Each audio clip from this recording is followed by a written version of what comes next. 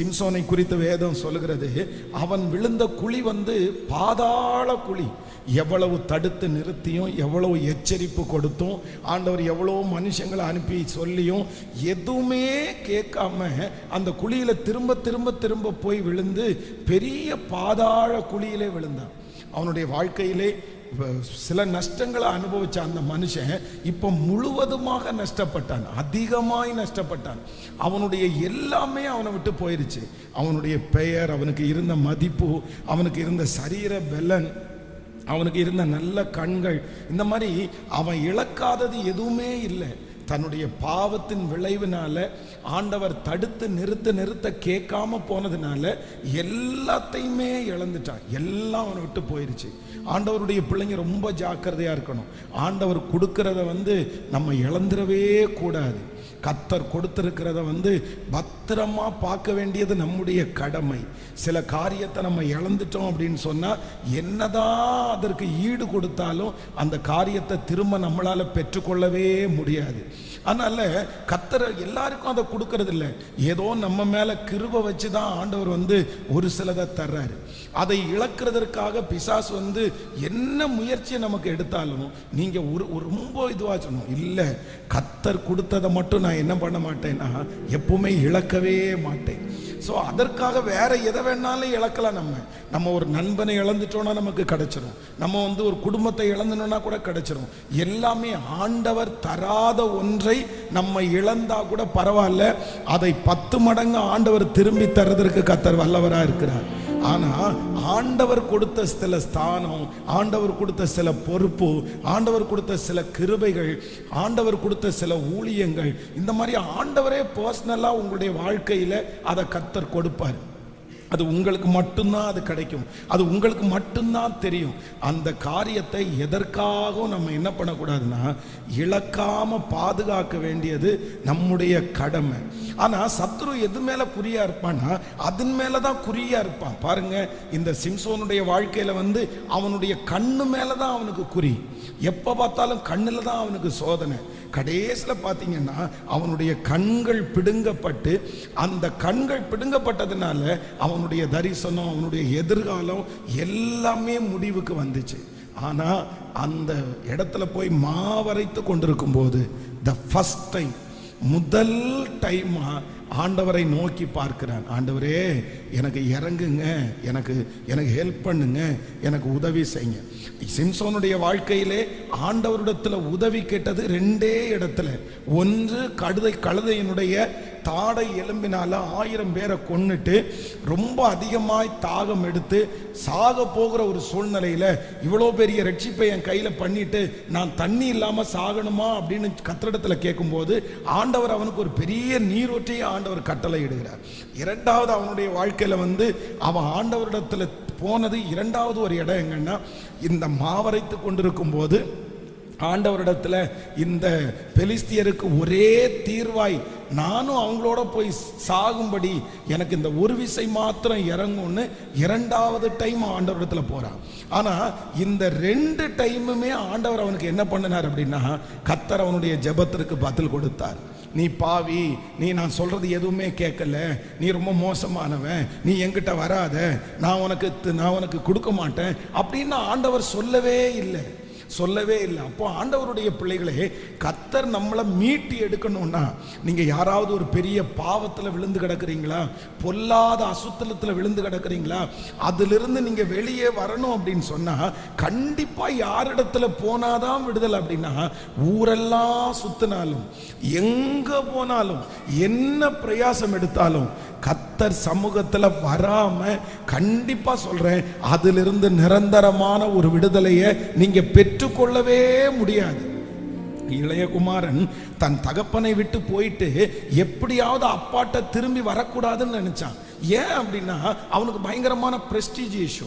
இல்லை, நான் எப்படி போனேன், இவன் திரும்பி வந்தா அவனுடைய அண்ணன் கண்டிப்பா இவனை நாக்கப்படுங்கிற மாதிரி கேட்பான், அவன் அண்ணன் கண்டிப்பா இவனை எதிர்ப்பான்.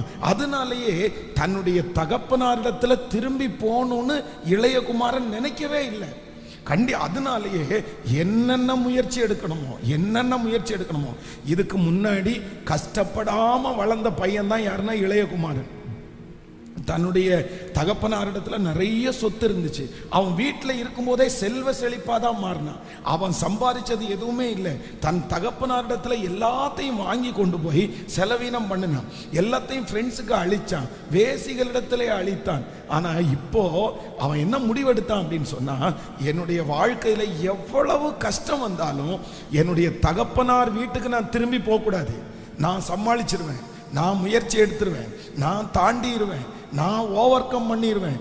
இப்படியே பல முயற்சி எடுத்து கடைசியில் பன்றியினுடைய தவிடு கூட அவனுக்கு என்ன செய்யலையாமோ அந்த அளவிற்கு அவன் போனான். ஆனால் அவனுக்கு மாற்றம் வரல, அவனுடைய வாழ்க்கையில் வெற்றி வரல. ஆனால் எப்போ அவனுக்கு திரும்ப பழைய வஸ்திரம் கிடைச்சிச்சு தெரியுமா? திரும்ப எப்போ சந்தோஷம் கிடைச்சு அப்படின்னு சொன்னா, நான் எழுந்து என் தகப்பனாரிடத்திற்கு போவேன். நான் எழுந்து புறப்பட்டு தன் தகப்பனாரிடத்தில் வந்தான். அப்பொழுது தூரத்தில் வரும்போதே அவனுடைய தகப்பனார் அவனை கண்டு மனது உருகி ஓடி அவனுடைய கழுத்தை கட்டி கொண்டு அவனை முத்தம் செய்தான். இந்த ஜெபத்தில் இருக்கிற ஆண்டவருடைய பிள்ளையே, நான் ரொம்ப பின்மாற்றத்தில் விழுந்துட்டேன், நான் ரொம்ப ஆண்டவரை விட்டு தூரம் போயிட்டேன், நான் திரும்பி எப்படி வர்றது? பழையது மாதிரி என்னால் ஜெபிக்க முடியுமா? பழைய ஃபீல் எனக்கு வருமா? நான் ஃபஸ்ட்டெல்லாம் நிறைய தரிசனம் எல்லாம் பார்ப்பேன், ஆனால் அது எல்லாத்தையுமே நான் இப்போ இழந்துட்டேன். ஃபஸ்ட்டெல்லாம் நான் நல்ல ஊழியம் செஞ்சுட்டு இருந்தேன், அப்படி நான் இப்போ இல்லை. நான் பழையது மாதிரி வர முடியுமான்னு எனக்கு தெரியல. நான் எத்தனையோ முயற்சி எடுத்தேன், ஆனால் பழையது மாதிரி என்னால் ஜெபிக்க முடியல, பழையது மாதிரி என்னால் விசுவாசிக்க முடியல, ஆண்டவருக்கு உண்மையாக இருக்க முடியல. திரும்ப அது கிடைக்கும்ன்ற நம்பிக்கை. இந்த 21 நாள் ஜெபத்து வரைக்கும் நான் அட்டன் பண்ணேன், ஆனா பழையது மாதிரி நான் இன்னும் வரல அப்படின்னு நீங்க நினைக்கலாம். ஆனால் வெறும் நீங்க வந்து வெறும் சாயந்தரம் மட்டும் அந்த வார்த்தையை கேட்டுட்டு போறதுனாலே அல்ல. நீங்க எங்க வரணும் அப்படின்னு சொன்னா, திரும்பவும் ஆண்டவருடைய சமூகத்துல நீங்க வந்து நீங்க உட்காரணும். ஆரம்பத்தில் கொஞ்சம் கடினமாக இருக்கும், ஆரம்பத்தில் அந்த பிரசன்ஸ் உங்களுக்கு கிடைக்காத மாதிரி இருக்கும். நீங்கள் வந்து ஆண்டவர் உங்களை பேசாதது மாதிரியே இருக்கும். உடனே நீங்கள் எந்திரிச்சு போயிடக்கூடாது. அப்போ தான் எல்லா சிந்தையும் வரும், அப்போ தான் நீங்கள் செஞ்ச தவறுகள் எல்லாம் வரும். உங்களால் ஜெயிக்க முடியாதுன்னு பிசாசு உங்கள்கிட்ட சொல்லிகிட்டே இருப்பான். நீ தோற்று போயிடுவ, நீ இந்த டைம் தோற்று போயிடுவ, இத்தனை டைம் தோற்று போன, அதெல்லாம் சொல்லிகிட்டே இருப்பான். ஆனால் ஆண்டவருடைய பிள்ளைகள் வந்து தனியாக நீங்கள் ஆண்டவருடைய சமூகத்தில் இருக்க இருக்க இருக்க இருக்க இருக்க நான் நம்புகிறேன், அந்த சிம்சோனை ஆண்டவர் மறுபடியும் எழுப்புவாரானால் உங்களையும் என்னையும் எழுப்புகிறதற்கு கர்த்தர் வல்லவராய் இருக்கிறார். எது உங்களுக்கு கிடைக்குதோ இல்லையோ பரவாயில்ல, உங்களுக்கு எதுவுமே உங்களுக்கு கிடைக்கலன்னா கூட பரவாயில்ல, நீங்க ஒன்றை விட்டுறக்கூடாது. என்னன்னா, எப்படியாவது நீங்க உங்களை துரத்தி கொண்டிருக்கிற அந்த பாவம், உங்களை அடிமையா வச்சிருக்கிற பாவம், உங்களை அந்த கண்டினியூவா விழத்தள்ளி கொண்டிருக்கிற சில பாவம், எழும்பவே முடியாத அந்த ஒரு பாவத்திலிருந்து நீங்க முற்றிலுமாக வெளியே வந்தே ஆகணும். நீங்க வெளியே வந்தே ஆகணும். அதிலிருந்து வெளியே நீங்க வந்துட்டீங்கன்னா போதும், மற்றது எல்லாம் உங்களுக்கு தன்னை போல நடக்கும். இந்த வாக்குத்தத்தங்கள் எல்லாம் உங்களுக்குள்ள ஆக்டிவேட் ஆகும். இந்த வாக்கு தத்தங்கள் எல்லாம் ஒன்னொன்னா நிறைவேற ஆரம்பிச்சிடும், ஒன்னொன்னா ஆண்டவர் செய்ய ஆரம்பிச்சிருவாரு. ஆனா இல்லை அப்படின்னு சொன்னா, நீங்க குழியிலே கிடந்தீங்க அப்படின்னு சொன்னா, இந்த வாக்கு தத்தங்கள் எல்லாம் எத்தனை விசுவாசித்தாலும் அது அப்படியே தேங்கின இடத்துல இருக்கிறது மாதிரி இருக்கும். ஆனாலே என்னை எப்படி தூக்கி எடுப்பீங்கன்னு எனக்கு தெரியல. நான் எத்தனையோ முயற்சி எடுத்தேன், ஆனால் எனக்கு அதில் எந்த பிரயோஜனமும் இல்லை. ஆனால் இப்போ நான் ஒன்று கேட்கிறேன், என்னை எப்படியாவது நீங்கள் என்ன பண்ணுங்கன்னா, என்னை தூக்கி எடுங்க. நான் நம்புகிறேன், அவரால் தூக்கி எடுக்க முடியும். அவர் நினைச்சார்னா இந்த சூழ்நிலையை மாற்றுவார். அவர் நினைச்சார்னா உங்க சிச்சுவேஷனை மாத்திடுவார். அவர் நினைச்சார்னா அந்த உணர்வுகளை உங்களை விட்டு கர்த்தர் எடுத்து போடுவார். ஆமென். அவராலே செய்ய முடியாதது ஒன்றுமே இல்லை. அப்படியே எல்லாரும் 2-3 நிமிடங்கள் அப்படியே எழும்பி நின்று கைகளை மேல உயர்த்தி, இந்த 21வது நாள் என்னை எப்படியாவது தூக்கி எடுங்கப்பா. மறைமுகமான பாவங்கள், ரகசியமான பாவங்கள், யாருக்கும் தெரியாத பாவங்கள், உங்களோடு போராடி கொண்டிருக்கிற பாவங்கள், உங்களுக்கு பிடிக்காத பாவங்கள், ஆனா வெளியில யாருக்கும் தெரியாது. மனைவிக்கு தெரியாது, கணவனாருக்கு தெரியாது, சுற்றி இருக்கிற யாருக்குமே தெரியாது. கர்த்தருக்கும் உங்களுக்கு மட்டும்தான் தெரியும். ஆண்டவருக்கு மட்டும்தான் பார்த்துட்டு இருக்கிறாரு. ஆண்டவருக்கு எல்லாம் தெரியும். உங்க மனசாட்சி குத்தப்படுது, உங்க இருதயம் குத்தப்படுது. நீங்க ரொம்ப நாளா அதுல அடிமையா இருக்கிறீங்க, ரொம்ப வருஷமா அதுல அடிமையாயிட்டீங்க. இப்பொழுது உங்களுக்குள்ளேயே ஒரு பெரிய பயம் வருது. நான் அதுல இருந்து வெளியே வருவேனா? என்னால வெளியே வர முடியுமா? அதுக்கு நான் ரொம்ப அடிமை ஆயிட்டேனோ? நான் எப்படி வெளியே வர்றதுன்னு எனக்கு தெரியல. ஆனால் ஆண்டவரால் ஆகாத காரியம் ஒன்றும் இல்லை. தகப்பனேன்னு கூப்பிட்டு, ஏசப்பான்னு கூப்பிட்டு, நான் வெளியே வர விரும்புறேன், நான் வெளியே வர விரும்புறேன். அதை நான் வெறுக்கிற ஆண்டவரே, அந்த காரியத்தை நான் வெறுக்கிற ஆண்டவரே, அந்த காரியம் என்ன தொட்டுற கூடாதப்பா. ஆண்டவர் உங்களை அழகா ஸ்கேன் பண்ணி ஆண்டவர் அறிந்திருக்கிறார். ஆண்டவருக்கு உங்களை விடுறதற்கு மனசு இல்லை. ஆண்டவர் உங்களை தூக்கி போடுறதற்கு மனசு இல்லை. ஆண்டவர் உங்களை ரொம்ப நம்பிக்கொண்டே இருக்கிறார். நீங்க ஒரு வார்த்தை மனதார, அப்பா நான் என்ன செய்யணும் ஆண்டவரே, என்ன செய்யணும் ஆண்டவரே, அந்த மாதிரி ஒரு சூழ்நிலையை நீர் எனக்கு உருவாக்கி தருவீராக. நீங்க கேட்க கேட்க ஆண்டவர், இன்னைக்கு வேற பிரசங்கம் எதுவும் நம்ம கேட்கலன்னா கூட பரவாயில்ல, இந்த இப்பரவானா போதும், நம்ம கொஞ்சம் ஜெபம் பண்ணுனா போதும். தனிப்பட்ட விதத்துல இத்தனை நாட்கள் நீங்க வார்த்தையை கேட்டுட்டு தானே இருந்தீங்க. இப்ப நீங்க பர்சனலா ஜெபம் பண்ணுங்க. ஆமென். யாரையும் நீங்க பார்க்க வேண்டாம், யாரையும் நீங்க பார்க்க வேண்டாம். நீங்க எப்படி கேட்பீங்களோ, எப்படி ஆண்டவரிடத்துல கேட்பீங்களோ அப்படியெல்லாம் கேளுங்க. வேதம் சொல்லுகிறது, அவர் இறங்குகிற ஆண்டவர், அவர் இறங்குகிற ஆண்டவர். நடுகிற உங்களால முடியாது, நீர் பாய்ச்சுகிற உங்களால முடியாது, ஆனா விளைய செய்கிற தேவனாலே எல்லாம் ஆகும் அல்லவா? இயேசுப்பா, இயேசுப்பா, யாருக்குமே தெரியாத அந்த அந்தரங்க வாழ்க்கை உமக்கு தெரியும் இல்ல சாமி, உங்களுக்கு தெரியும் இல்ல சாமி.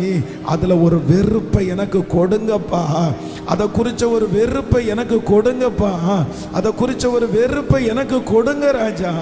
என்னுடைய சரீரத்துல ஒரு வெறுப்பை கொடுங்க, என்னுடைய சிந்தையில ஒரு வெறுப்பை கொடுங்க. இப்போ இப்போ அதற்கு நேராய் வழி நடத்துகிற சத்துருடைய கிரியைகள் அழிவதாக. என்னுடைய நஷ்டம் வேற யாராலையும் இல்லை, என்னால தான் ஆண்டவரே இந்த நஷ்டம். நான் இப்படி இருக்கிறதற்கு வேற யாரும் காரணம் இல்லை, நான் தான் ஆண்டவரே காரணம். எனக்கு நல்லா தெரியுது, எனக்கு நல்லா தெரியுது, என் மேல நீங்க வச்சிருக்கிற அபிஷேகம் ரொம்ப பெருசுன்னு எனக்கு தெரியுது, என்ன நீங்க பயன்படுத்த போறீங்கன்னு எனக்கு தெரியுது. நான் மட்டும் சரியா இருந்தா நீங்க எங்க வம்சத்திலேயே என்ன ரொம்ப பெரிய இடத்திற்கு கொண்டு போய் என்ன அழகு பார்ப்பீங்கன்னு எனக்கு தெரியுது. கேளுங்க கேளுங்க, அப்படியே ஜெபம் பண்ணிட்டே இருங்க. ஸ்தோத்திரம் ஸ்தோத்திரம் ஸ்தோத்திரம். எஸ் எஸ், இன்னைக்கு ஒரு நாள் அப்படி நம்ம வச்சிருவோம். இந்த ஒரு நாள் அப்படியே கர்த்தரிடத்துல மனசார நீங்க ஜெபம் பண்ணணும். இயேசப்பா நன்றியப்பா, நன்றியப்பா. இயேசுவே, அந்த ரகசிய பாவத்திலிருந்து, யாருக்கும் தெரியாத அந்த பாவத்திலிருந்து வெளியே வருவதற்கு இன்றைக்கு உம்முடைய மகிமை ஆண்டவரே ஒவ்வொரு பிள்ளைகள் மேலும், இந்த சத்தத்தை கேட்கிற ஒவ்வொருவர் மேலும் அந்த வல்லமை இறங்கட்டும் அப்பா, இறங்கட்டும் அப்பா. இனி அந்த அசுத்தம் தொடக்கூடாது. அதை குறிச்ச ஒரு வெறுப்பை கர்த்தர் ஆண்டவரே இன்றைக்கு நீர் உண்டு பண்ணுகிறதற்காக ஸ்தோத்திரம் ஆண்டவரே. அதை சுற்றி இருக்கிற அந்த ஏதுக்கள் அழியப்படுவதாக. இனி துஷ்டன் உன் வழியாய் பிரவேசிப்பது இல்லைன்னு சொன்னீங்கல்ல ஆண்டவரே, துஷ்டன் உன் வழியாய் பிரவேசிப்பது இல்லை என்று சொன்னீரே அப்பா. தாவீது போன இடத்திலெல்லாம் கர்த்தர் அவனை காப்பாற்றினார், போன இடத்திலெல்லாம் கர்த்தர் அவனை காப்பாற்றினார். ஐயா, என்ன அப்படி காப்பாத்துறதுக்கு நீங்க வல்லவராச்சே, என்ன காப்பாத்துறதுக்கு வல்லவராச்சே. ஸ்தோத்திரம். அந்த நெருங்கி வருகிற அந்த மனுஷன் ஆண்டவரே விழுந்து போவானாக. அந்த சத்துரு எடுக்கப்படுவதாக. அவன் எடுக்கிற முயற்சிகள் அது ஒன்றும் இல்லாமல் போவதாக. அப்பா, என்னை டெஸ்ட் பண்ணி பார்த்தா நான் விழுந்துருவேன் ஆண்டவரே, ஆனா எனக்கு ஒன்று செய்யுங்க ஆண்டவரே. அந்த மாதிரி ஆப்பர்ச்சுனிட்டி எதையுமே கொடுக்காதீங்க ஆண்டவரே. அந்த மாதிரி வாய்ப்புகள் எனக்கு வேண்டாம். அந்த வாய்ப்புகள் எனக்கு வர வேண்டாம். இனி அந்த மாதிரி வாய்ப்புகள் வராதபடி என்னை கிருபையா பாதுகாத்து கொள்ளுங்க ஆண்டவரே. கேளுங்க கேளுங்க. கேட்கிற அத்தனை பேருக்கும் கர்த்தர் இன்னைக்கு தருகிறார். ஸ்தோத்திரம் ஸ்தோத்திரம் ஸ்தோத்திரம். ஜெபத்தை கேட்கிறவரே, ஜெபத்தை கேட்கிறவரே. யோசேப்பு அந்த இடத்துல யாரும் இல்லாத இடத்துல அவனை பாவம் பிடிச்சி இழுக்கும் போது ஆண்டவரே துணிகரமா நின்னானே, தைரியமா நின்னானே. எங்களுக்கு அப்படிப்பட்ட ஒரு தைரியத்தை கொடுங்கப்பா. அந்த தைரியத்தை கொடுங்க ராஜா. அந்த தைரியத்தை கொடுங்கப்பா. எங்க உச்சம் தலையிலிருந்து உள்ளங்கால் வரைக்கும் அந்த அபிஷேகத்தினுடைய வல்லமை இறங்கட்டுமப்பா, இறங்கட்டுமப்பா. எங்க கண்களை பரிசுத்தப்படுத்துங்க, எங்க சிந்தையை பரிசுத்தப்படுத்துங்க, எங்க இருதயத்தை பரிசுத்தப்படுத்துங்க. எங்க உச்சம் தலையிலிருந்து உள்ளங்கால் வரைக்கும் இப்போ இப்போ இப்போ ஒவ்வொருத்தருக்கும் அந்த பரிசுத்தம் தேடி வருவதாகப்பா. பரிசுத்தம் இல்லாமல் ஒருவனும் தேவனை தரிசிக்க முடியாது சொன்னீங்கல்ல ஆண்டவரே. அந்த ரகசியமான பாவங்களில் இருந்து கர்த்தர் இப்போ வெளியே கொண்டு வருவீராக. ஹalleluya. அப்பா, குமாரன் விடுதலை ஆக்கினால் மெய்யாகவே விடுதலை. குமாரன் விடுதலை ஆக்கினால் மெய்யாகவே விடுதலை. அந்த விடுதலை எங்களுக்கு வேணும். நன்றி அப்பா, நன்றி நன்றி நன்றி நன்றி. எப்படியாவது இயேசுவே, எப்படியாவது இயேசுவே, சொல்லுவோம் இயேசுவே, இயேசுவே, இயேசுவே, இயேசுவே. எல்லாரும் எப்படியாவது முழு பலத்தோடு இயேசுவே, இயேசுவே, இயேசுவே. நான் எழுதால் என் எழுதான் என்று கேட்பவர் நீதான். தோள் வலிக்க என்னை இன்று வரை நான் அழுதால் என் அழுதாய் என்று கேட்பவர் நீதானே. தோள் வலிக்க என்னை இன்று வரை சுமந்து வந்தது நீதான். நீ பிரியப்பட ஏதாவது நான் செய்யணும். நீ பிரியப்பட ஏதாவது நான் சொல்லுவோம். நீ பிரியப்பட ஏதாவது நான் சேர்ந்து சொல்லுவோம். நீ பிரியப்பட நான் ஏசப்பா, நீ பிரியப்பட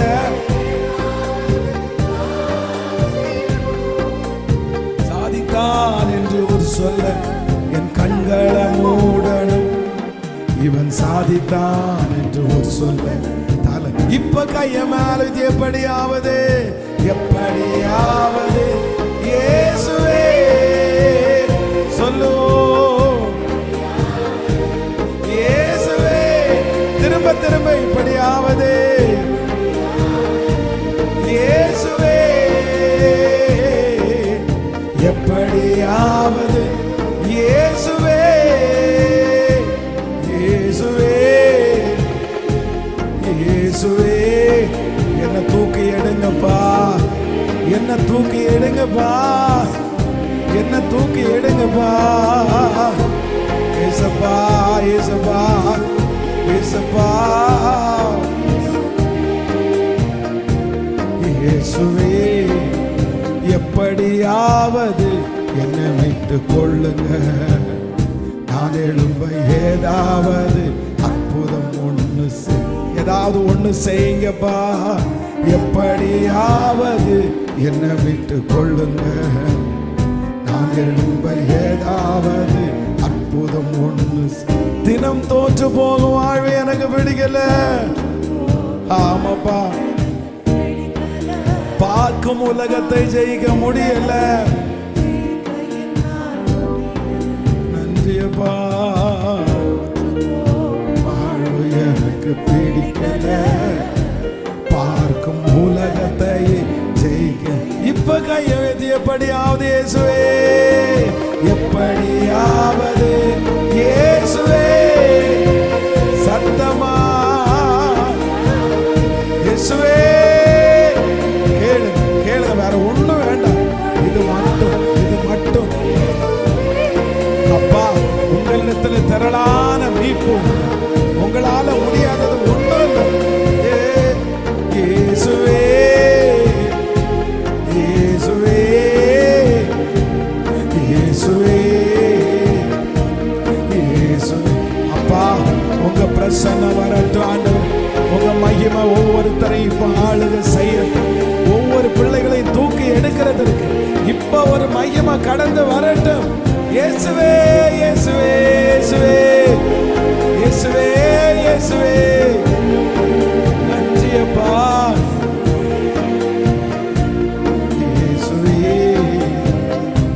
இயேசுவே, கிருபைப்பா. இயேசுவே, இயேசுவே, இயேசுவே.